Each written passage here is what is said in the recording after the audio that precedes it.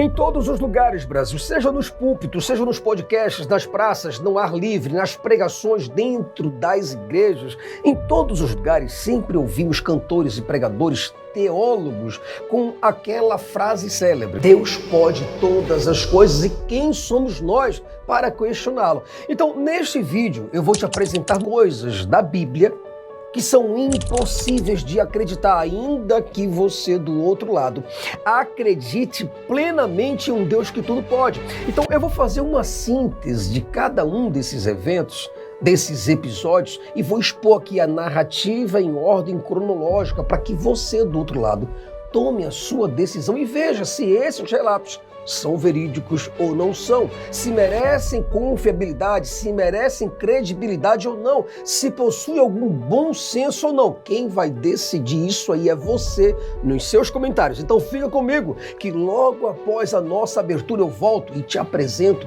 casos impossíveis de acreditar, mas é logo após a nossa abertura, Brasil. Além da Fé com Jason Ferrer. Brasil! Nós estamos de volta e como sempre é uma honra muito grande receber você de todas as partes do Brasil e do mundo. Muito obrigado pela sua presença. Agradeço demasiadamente a cada um de vocês que estão vendo este vídeo neste exato momento. Muito obrigado pela sua credibilidade, pela confiança, pela presença e, acima de tudo, pela sua preferência a este canal. Eu sou o Jason Ferrer, sim, o apresentador do canal Além da Fé. Eu me sinto um privilegiado de estar na sua casa, no seu tablet, no seu computador. Muito obrigado por você me colocar no seu telefone também. Muito obrigado por tudo. Brasil, é o seguinte, eu estou lançando o livro Porque Jesus Mentiu sobre a Sua Segunda Vinda. Então, assim, eu peço até mesmo desculpas a vocês por estar falando o tempo todo desse livro. Jesus, tá ficando chato falando o tempo todo desse livro, mas é porque eu preciso da sua ajuda. Eu preciso da sua força. 1000 livros que eu vou ter que imprimir. E só esses 1000 livros vão no valor de R$18.600. Fora o que já foi gasto com revisão, o que já foi gasto com diagramação, capa, aí, ficha catalográfica, ISBN, certo? Então, código de barra, todas essas coisas, para o livro ficar bem legal. Então, se você do outro lado tem a vontade de querer ajudar o Jason, para que a nossa voz impressa possa chegar diante dos olhos e dos ouvidos das pessoas, dá essa força pra gente. Nos ajuda e, se você puder, seja membro do nosso canal. Dê um fortalecimento para que a gente possa chegar mais longe, pagar hotel, combustível, uma alimentação e fazer o nosso trabalho divulgando esse nosso pensamento, ok? Eu tenho uma frase comigo que eu não sei se foi o Carl Sagan que falou isso daí. Ele falou que alegações extraordinárias requerem provas extraordinárias. Então é isso que eu acredito. Desde quando você vem e você me apresenta alegações completamente extraordinárias, você tem que ter provas extraordinárias. Não adianta você dizer que Sadraque, Mesaque e Abidnego entraram numa fornalha e saíram de lá ilesos, se eu não posso colocar você num caldeirão com óleo fervente, para você dar só um teste, pelo menos. Se você diz que o mar se abriu, e eu peço para que você possa abrir um rio, pelo menos ao meio. Jason, mas não é assim, isso já tá absurdo, assim, você já tá querendo exagerar. Bom, são alegações extraordinárias que requerem provas extraordinárias. Se você não tem como provar de canto a rabo, então isso deve haver uma mentira. Tá vendo alguma coisa no que você está falando? Se o que aconteceu não acontece mais, Brasil, se o mesmo fenômeno divino, sobrenatural, a ação de Deus que realizou tal coisa no passado não pode realizar hoje, não pode repetir para o público diferente de uma época completamente distante, é porque a narrativa ou é um exagero do autor ou se trata de uma fábula, de um mito, uma escrita utópica. Eu vou apresentar para você cada um desses episódios, cara, e vou deixar que você, do outro lado, possa ter o discernimento se isso é verdade ou se isso é mentira. Então, em ordem cronológica, nós chegamos em primeiro lugar, Brasil, o primeiro relato, que é o relato da cobra falante. Cara, por favor, não é possível coisa dessa. A gente sabe, Brasil, nós sabemos, eu, tu, ele, nós, vós, eles, todos nós sabemos que não existe possibilidade de cobra falar. Isso está mais para mitos, Brasil, para fábulas e contos. Talvez o escritor atribuiu características humanas a esses animais, como a cobra, o jumento, por exemplo, que falaram, e está aqui escrito na Bíblia. Isso é pura prosopopeia. Eu não sei como é que um crente é capaz de acreditar racionalmente nessas coisas, nessas narrativas. Aí você não compreende de modo nenhum. Será que não passa na sua cabeça que o que você está vendo é simplesmente uma história? É um judeu ou um israelita, um hebreu, que está te contando uma história, ou que contou essa história para alguém. E alguém acreditou nisso como verdade. Mas como é que você, sabendo que cobra não fala, você acredita que a cobra fala? Por que as cobras não falam nos dias de hoje, então? Já que a maldição da cobra foi uma: sobre o pó da terra comerás. Então você agora vai se rastejar. Mas em que momento a maldição disse que ela não iria falar mais? Em nenhum lugar. Então, se a maldição da cobra foi se rastejar e comer do pó da terra, então o falar continuava normalmente. Assim como Adão e Eva falavam e continuam falando, já que nós, supostamente, somos a sua descendência. Você entendeu?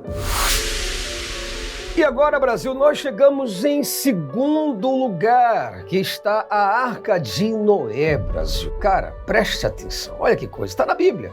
Um homem de 500 anos de idade. Eu não estou falando para você que é um cara de noventão, sarado, 99, um pitel. Não, eu estou falando que um homem de 100, não, 200 anos, não. Eu estou falando de um novinho, um cara de 500 anos, meio milênio. E o cara com essa idade, ele conseguiu engravidar sua mulher com 500 anos. Isso está aqui na Bíblia. Você entende?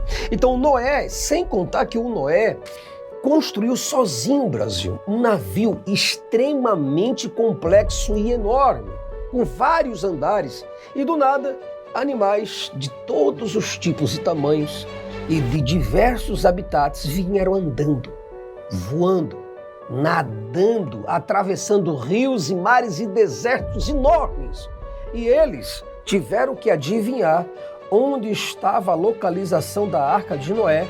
Então eles entraram nessa arca. Agora veja, o navio do Titanic, por exemplo, ele foi construído em 1909 até 1912 e precisou de 15 mil trabalhadores de especialidades completamente diferentes na construção desse navio. Mas Noé, com o poder de Deus, construiu a arca sozinho.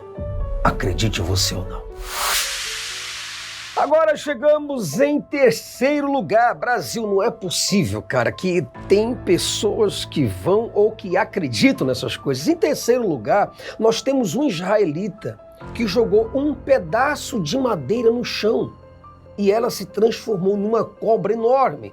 Aí eu pergunto para você, cara, qual é a chance de uma madeira com propriedades químicas e físicas completamente diferentes de um organismo vivo se transformar numa cobra, Brasil? Me fala qual é a chance. Mas essa foi a história de um israelita chamado Moisés. E as pessoas acreditam nisso sem questionar. Cara, pega um cabo de vassoura e você joga esse cabo de vassoura no chão e você vê se isso vai se transformar numa serpente, num sapo, uma lagartixa, seja lá como for, cara. Agora, em quarto lugar, cara, esse daqui não é possível, cara, mas muita gente acredita nessas coisas. Eu, por exemplo, quando eu tinha 10 anos de idade, a minha tia, ela tinha um quadro de dinossauros, aqueles dinossauros que andavam por meio dos carros, avenidas e atravessavam. Não sei se você já viu esse quadro. E do outro lado tinha o quadro de Moisés, um israelita, um hebreu no caso, que abriu o Mar Vermelho ao meio, onde dezenas de centenas de milhares de pessoas fora.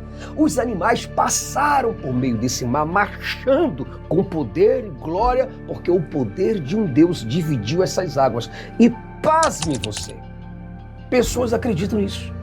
Acredita que o mar se abriu ao meio e as pessoas passaram fazendo poeira dentro desse mar. E o curioso, sabe o que é? É que nenhum egípcio quis comentar esse feito, ou pelo menos registrá-lo. Uma curiosidade. Muito menos procurar Moisés para uma entrevista. Quer dizer, em lugar nenhum, todos os países da Mesopotâmia, todas aquelas cidades que estavam circunvizinhas, ninguém escreveu nada sobre esse mar que se abriu. Nenhum general, sargento, seja lá o que for, comandante da guarda, soldados, subalternos, ninguém quis escrever sobre esse assunto no Egito. Somente os israelitas, os únicos que viram tudo isso e quiseram escrever sobre o assunto. E você, do outro lado, simplesmente acredita nessa história. Tô errado, Té? E essa daqui, cara, não é possível, bicho. Mas eu vejo muitos cantores cantando, pregando, outros, quer dizer, se exaltando o nome de Deus por causa desses 3 israelitas que foram colocados numa fornalha altamente quente e ficaram lá por horas. E quando saíram, Brasil, não havia sequer uma queimadura, nem sequer o cheiro da fumaça neles. E o interessante é que somente os israelitas, mais uma vez, escreveram sobre esse assunto e o rei, os nobres da Babilônia, os poetas, os músicos, os escribas, os matemáticos, os geógrafos, os construtores, os engenheiros, os arquitetos, ninguém quis escrever sobre esse assunto, nem tampouco o rei quis escrever sobre esse assunto, mas um israelita pegou uma pena, pegou um pergaminho, uma argila e começou a escrever, o único a escrever sobre essa história. E você acredita naquilo que aquele hebreu escreveu, sem o menor senso crítico. Você entende, cara? Essa aqui, muita gente, eu já vi muitas pessoas acreditando nesse negócio. Você acredita nisso? Acredito piamente. Cara, como é que uma pessoa acredita num negócio desse? É o que eu digo. Alegações extraordinárias requerem provas extraordinárias. Nós vamos falar mais uma vez de um israelita. Sim, não pode acontecer com outra pessoa. Só acontece com esses israelitas. Eu não sei o que acontece com esses caras. A história desses caras é muito fabulosa. Aí você vê que um israelita foi colocado na cova de leões altamente famintos e sedentos. Mas, pelo poder de Deus, esse homem saiu sem um único arranhão e ainda fez amizade com os leões.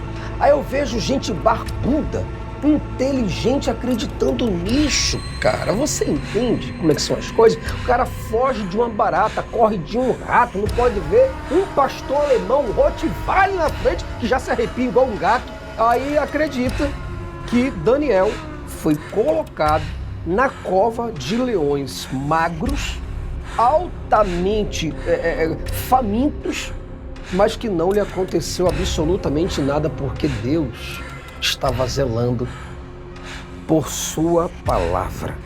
E você crê num negócio desse, cara?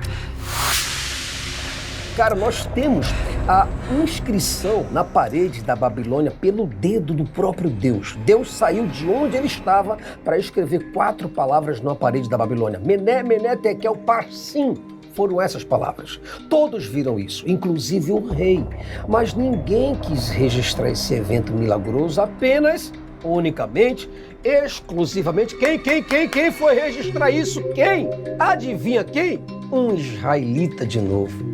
Somente o israelita parou para poder escrever sobre esse assunto na Babilônia. Mas espera aí, cara, Babilônia de novo? Será que não tinha ninguém para escrever isso numa parede?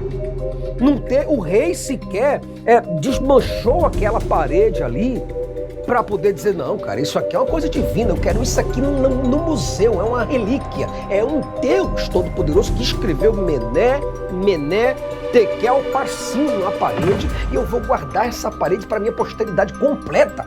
Mas não, ninguém escreveu nada, ninguém disse nada.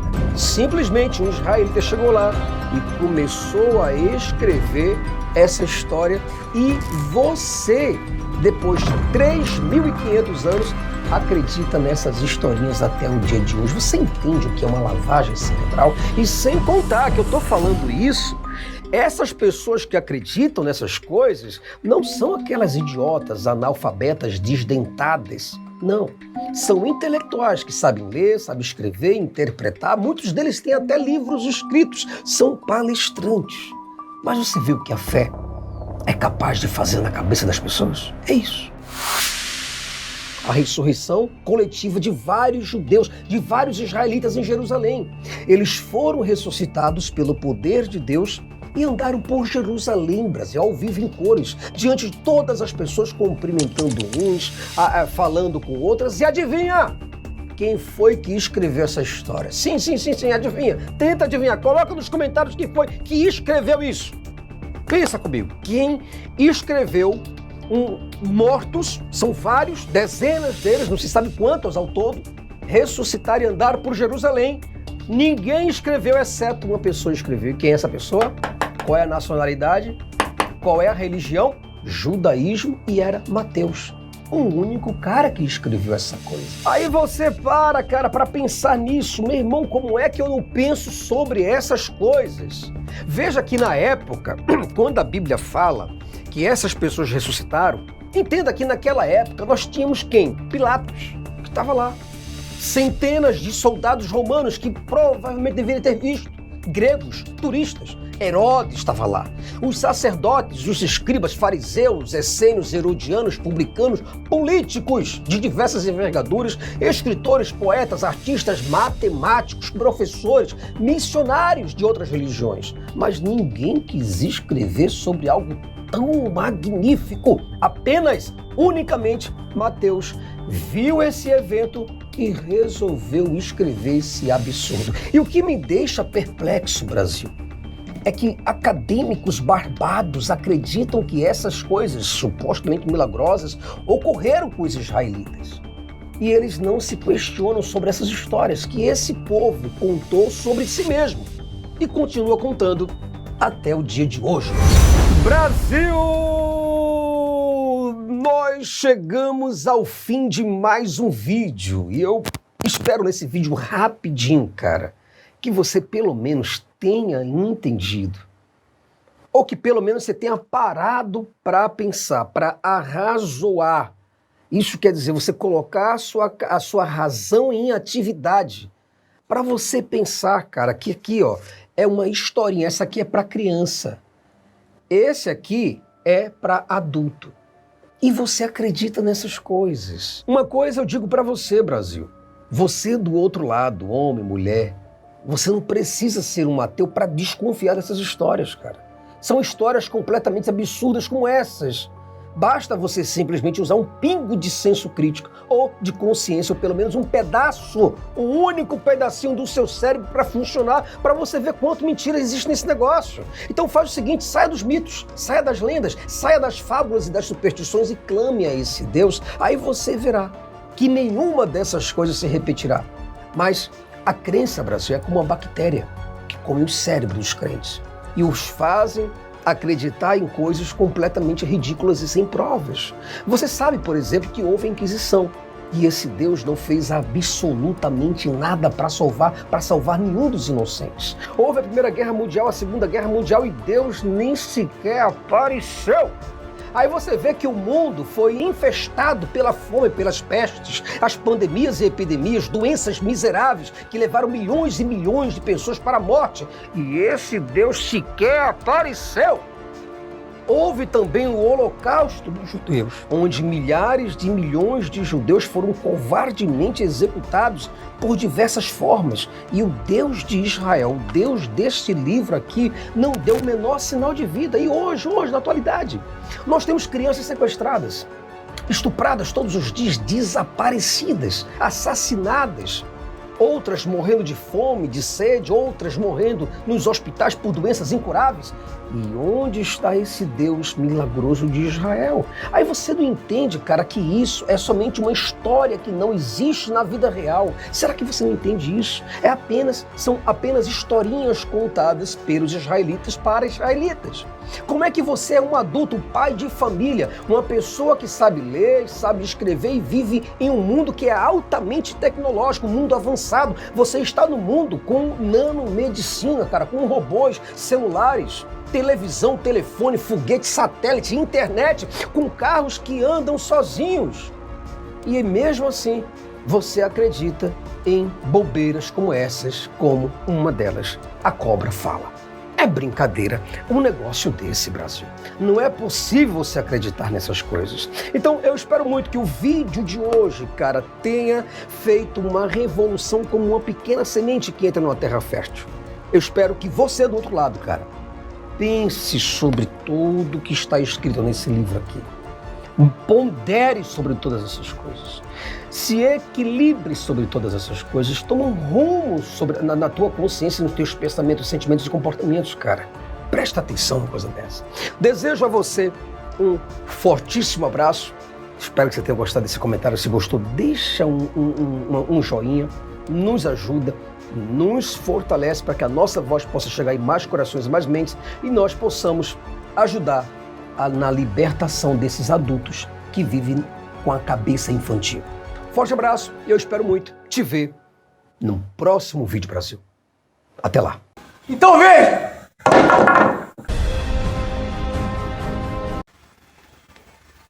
Acredita agora?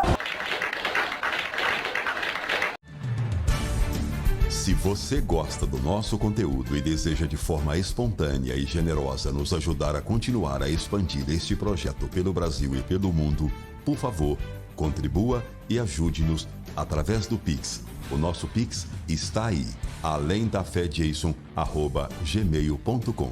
O Além da Fé lhe agradece profundamente por este ato de consciência, maturidade e responsabilidade social.